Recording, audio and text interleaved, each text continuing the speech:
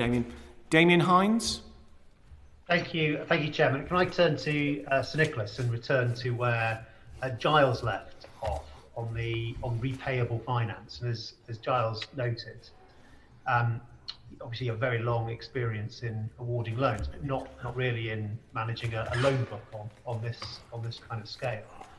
But you're not the only arm's length body, particularly at the moment, administering loans. So I wondered how much cross-working there is, cross-learning, discussion with other branches and arm's length bodies from government about that. As you quite rightly point out, this is an area which is new to the Arts Council, relatively speaking.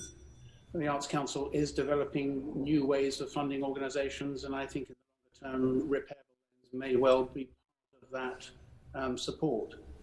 In this particular instance, we will be working with and through the DCMS, picking up any advice that may come from other arm's length bodies. There are repairable loans being envisaged for sporting bodies as well as the arts bodies. And I think it likely that DCMS will want to see those two funds that are both COVID-19 funds aligned in some way. Is there an argument for actual pooling of resources, particularly when you talk about expertise in managing the loan book?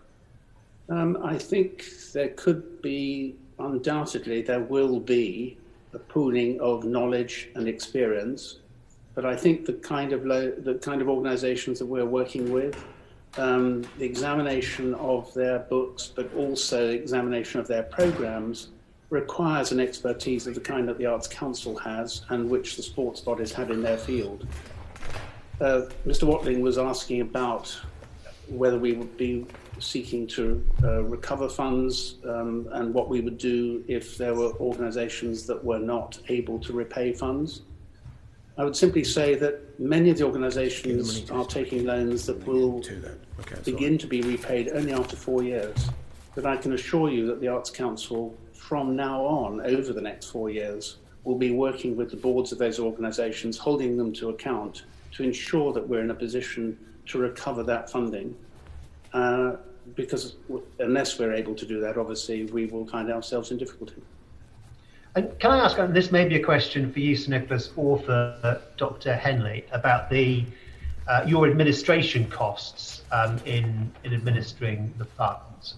And obviously a formula was applied by Treasury, I think, for how much money should be allocated to the arm's length bodies. Did that administration cost allocation actually cover your costs?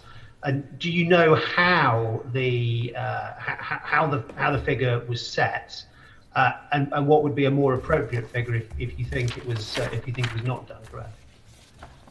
I think Dr. Henley can probably talk about the detail. I would simply say, coming into the Arts Council as I did 4 years ago, I was really impressed by the level of efficiency and the relatively slim size of the organisation in terms of its responsibilities and in terms of the way in which it both considers grant applications but also monitors payments.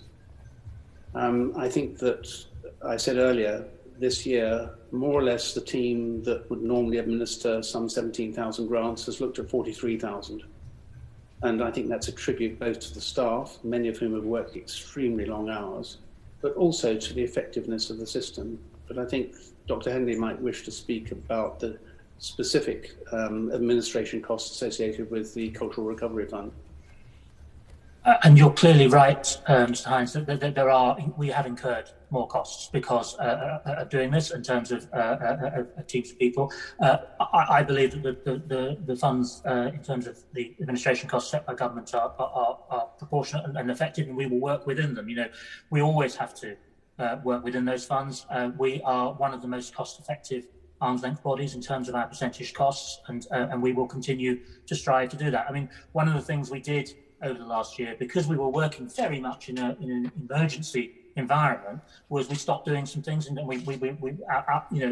as Sir Nicholas has said, our team has been incredibly flexible. Bearing in mind, as many other people, they were working completely from home as well, and our technology held up, more than held up. It worked, and we are trading in doing our core business, 100% of that core business. We've had to do one or two workarounds, as you can imagine, but actually everything we've done, people are getting paid. It's going into the bank account. All of the other work that we do for government has continued on. All the work we do with the sector has continued on. So it was easy, and we're certainly not awash with cash, but we will do our best in what we've got. And the government has understood that there are clearly, particularly around the loan book and things like that, expertise that we're now bringing in-house that we didn't have before. Thank you both, and back to you, Chair.